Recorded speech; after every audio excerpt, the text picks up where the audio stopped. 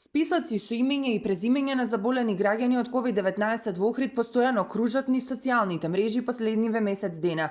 Јавното обелоденување на пациенти носители на вирусот се повеќе ги вознемирува граѓаните на Охрид.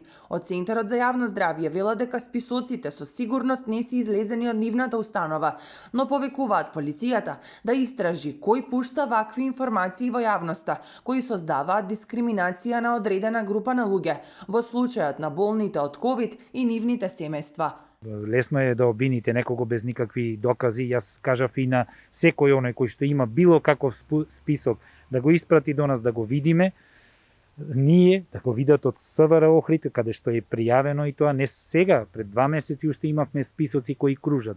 Јас најодговорно тврдам дека од Центарот за јавно здравје, прво, пристап до списоците има само не до списоците, до оние кои што се тестирале. Ние списоци не добиваме, добиваме само информација за луѓе кои што се тестирале во одредени лаборатории. Кај нас тие информации ги има само епидемиологот, исклучиво епидемиологот.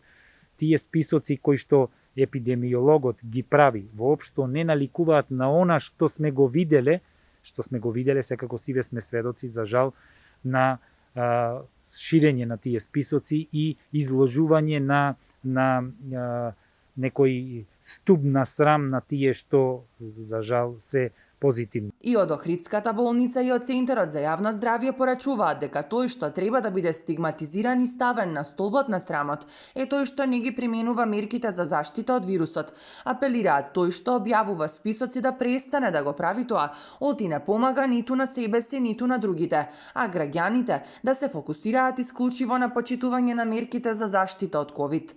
Не е срамота нити да бидете да го носите вирусот, нити да бидете позитивен. Срамота е да ги криете симптомите и да незаштитен го ширите вирусот, излегувате надвор, а имате симптоми. Портпаролот на секторот за внатрешни работи Стефан Димовски пак вели дека досега немаат добиено пријава поврзана со ширење на ваквите списоци со имиња.